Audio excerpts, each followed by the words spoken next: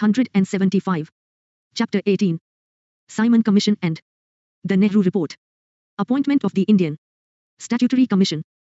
The Government of India Act, 1919 had a provision that a commission would be appointed 10 years from date to study the progress of the governance scheme and suggest new steps. An all-white, 7-member Indian Statutory Commission, popularly known as the Simon Commission, after the name of its chairman, Sir John Simon, was set up by the British government under Stanley Baldwin's prime ministership on 8 November 1927. The members were formed from 4 conservatives, 2 Labourites, and 1 Liberal. The commission was actually under the joint chairmanship of Sir John Simon and Clement Attlee, who was to be Britain's prime minister in the future. The commission was to recommend to the British government whether India was ready for further constitutional reforms and along what lines. Although constitutional reforms were due only in 1929. The Conservative government, then in power in Britain, feared defeat by the Labour Party and thus did not want to leave the question of the future of Britain's most prized colony in irresponsible Labour hands. Also by the mid-1920s, the failure of the 1919 Act to create a stable imperial power. 376 A brief history of modern India had led to several parliamentary reports and enquiries. The Lee Commission was appointed in 1923 to look into the organization and general conditions of service as well as the methods of recruitment for Europeans and Indians in the civil services. Being concerned only with the superior civil services, it came to be known as the Royal Commission on the Superior Civil Services in India. The Commission suggested that the Statutory Public Service Commission, as put forward by the Government of India Act 1919, needed to be established without delay. The Madaiman Committee, officially known as the Report of the Reforms Enquiry Committee, was set up in 1924, mainly to look into the working of the Constitution as set up in 1921 under the Act of 1919. Its report was not unanimous. While the majority suggested some minor changes in the structure of the Constitution, the minority, consisting of non-official Indians, strongly criticized the system of diarchy and wanted it to be abolished immediately and the Constitution made democratic. In 1926, the Linlithgow Commission, officially the Royal Commission of Agriculture, was set up to examine and report the condition of India's agricultural and rural economy.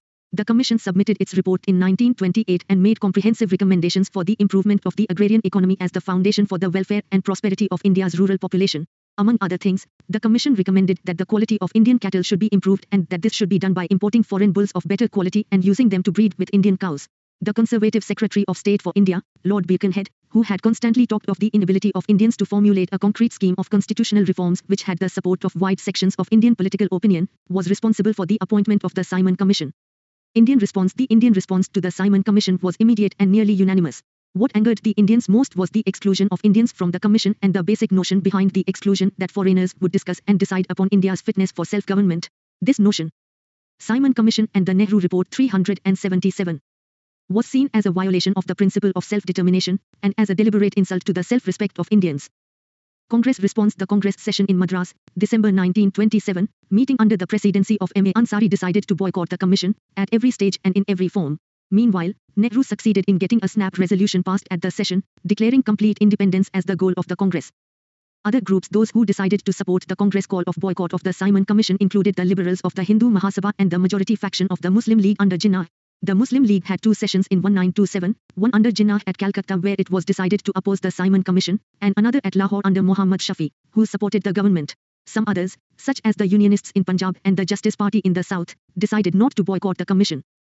Public response. The Commission landed in Bombay on 3 February 1928. On that day, a countrywide hartal was organized and mass rallies held. Wherever the Commission went, there were black flag demonstrations, hartals, and slogans of "Simon Go Back." As to who coined the catchy slogan, it is widely believed the Indian freedom fighter and member of Congress Socialist Party, and Mayor of Bombay, Yusuf Mehrali did so. Some also believe it was Lala Lajpat Rai who came up with the slogan. A significant feature of this upsurge was that a new generation of youth got their first taste of political action.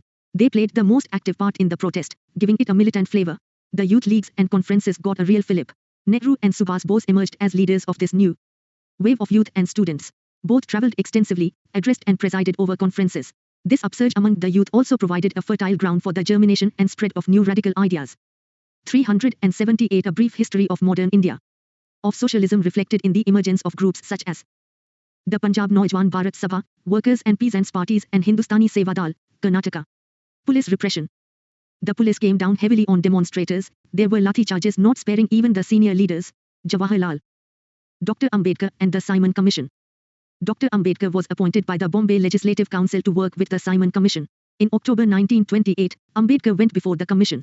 He argued for universal adult franchise, for both male and female alike, for provincial autonomy in the provinces and diarchy at centre. Significantly, universal adult franchise was at the time yet to be guaranteed in most of European countries. On behalf of the Bahishkarita Hitakarini Sabha, he submitted a memorandum on the rights and safeguards he felt were required for the depressed classes. Ambedkar said that there was no link between the depressed classes and the Hindu community, and stated that the depressed classes should be regarded as a distinct and independent minority. He asserted that the depressed classes as a minority needed far greater political protection than any other minority in British India because of its educational backwardness, its economically poor condition, its social enslavement, and for the reason that it suffered from certain grave political disabilities, from which no other community suffered. In the circumstances, Dr. Ambedkar demanded, for the political protection of the depressed classes, representation on the same basis as the Mohammedan minority. He wanted reserved seats for the depressed classes if universal adult franchise was granted. In case universal franchise was not granted, Ambedkar said he would campaign for a separate electorate for the depressed classes. He also expressed the need to have certain safeguards either in the constitution, if it was possible, or else, in the way of advice in the instrument to the governor regarding the education of the depressed classes and their entry into the public services. The report of the Simon Commission did grant reserved seats to the depressed classes, but the condition was that candidates who would take part in the elections would have, first of all, to get their competence endorsed by the governor of the province. Ambedkar was most displeased with this, but, in any case, this report remained a dead letter. Simon Commission and the Nehru Report 379. Nehru and G.B. Pant were beaten up in Lucknow. Lala Lajpat Rai received severe blows on his chest in October 1928, which proved fatal, and he died on 17 November 1928. View the blows, which fell on me today, are the last nails driven into the coffin of British imperialism. Lala Lajpat Rai.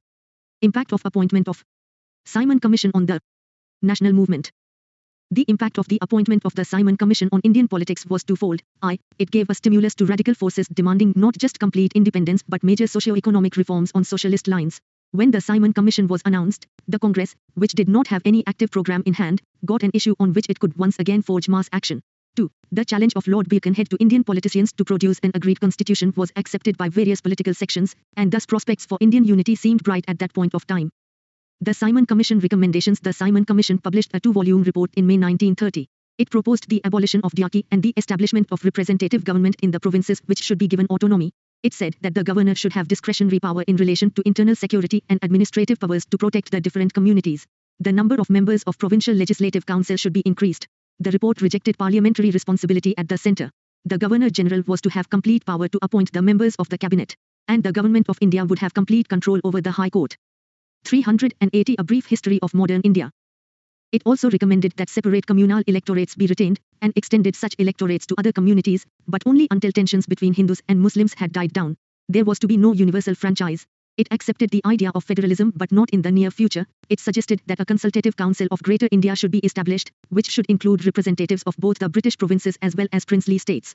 It suggested that the Northwest Frontier Province and Baluchistan should get local legislatures, and both NWFP and Baluchistan should have the right to be represented at the centre. It recommended that Sindh should be separated from Bombay, and Burma should be separated from India because it was not a natural part of the Indian subcontinent. It also suggested that the Indian army should be Indianist though British forces must be retained. India got fully equipped. But by the time the report came out, it was no longer relevant because several events overtook the importance of its recommendations. Nehru Report. As an answer to Lord Birkenhead's challenge, an all-parties conference met in February 1928 and appointed a subcommittee under the chairmanship of Motilal Nehru to draft a constitution. This was the first major attempt by the Indians to draft a constitutional framework for the country. The committee included Tej Bahadur Sapru, Subhas Chandra Bose, M.S. Ani, Mangal Singh, Ali Imam, Shuaib Qureshi, and G.R. Pradhan as its members. The report was finalized by August 1928. The recommendations of the Nehru Committee were unanimous except in one respect. While the majority favored the dominion status as the basis of the constitution, a section of it wanted complete independence as the basis, with the majority section giving the latter section liberty of action. Simon Commission and the Nehru Report 381.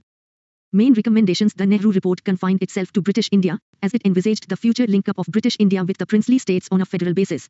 For the Dominion it recommended, Dominion status on lines of self-governing dominions as the form of government desired by Indians, much to the chagrin of younger, militant section, Nehru being prominent among them. 2. Rejection of separate electorates which had been the basis of constitutional reforms so far. Instead, a demand for joint electorates with reservation of seats for Muslims at the centre and in provinces where they were in minority, and not in those where Muslims were in majority, such as Punjab and Bengal, in proportion to the Muslim population there with right to contest additional seats.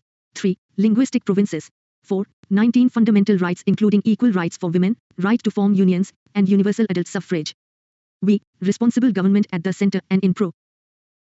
wins, the Indian Parliament at the centre to consist of a 500-member House of Representatives elected on the basis of adult suffrage, a 200-member Senate to be elected by provincial councils, the House of Representatives to have a tenure of 5 years and the Senate, one of 7 years, the central government to be headed by a Governor-General, appointed by the British government but paid out of Indian revenues, who would act on the advice of the Central Executive Council responsible to the Parliament.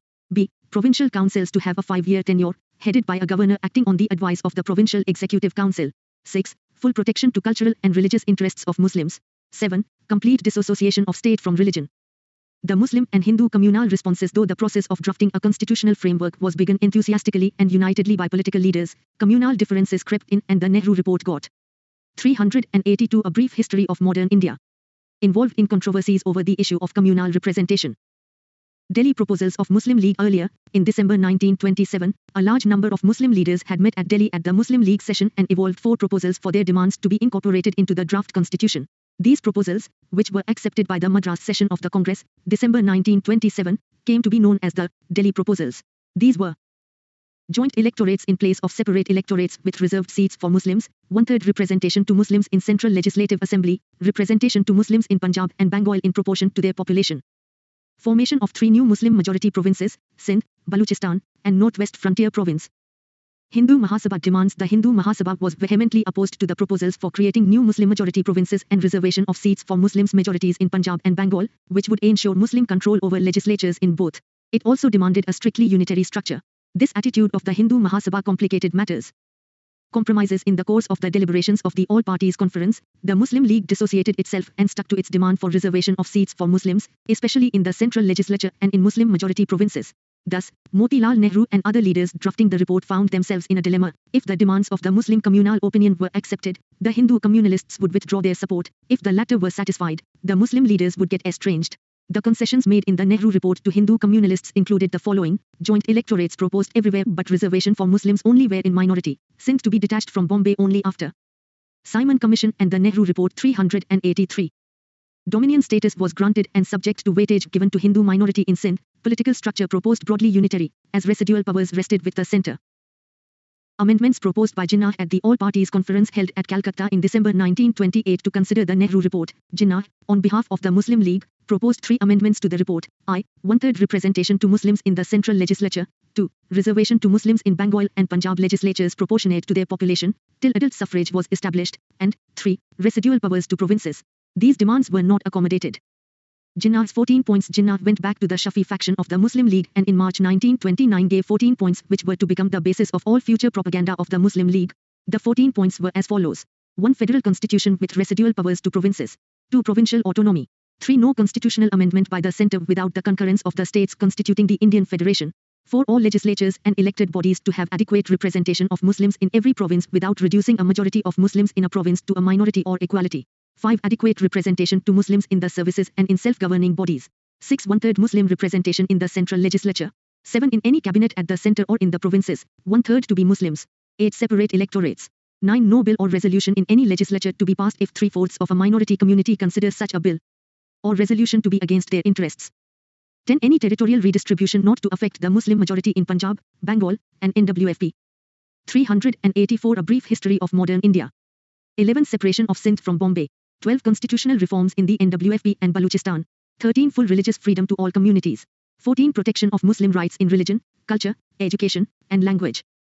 Nehru Report found unsatisfactory. Not only were the Muslim League, the Hindu Mahasabha, and the Sikh communalists unhappy about the Nehru Report, but the younger section of the Congress led by Jawaharlal Nehru and Subhas Chandra Bose were also angered.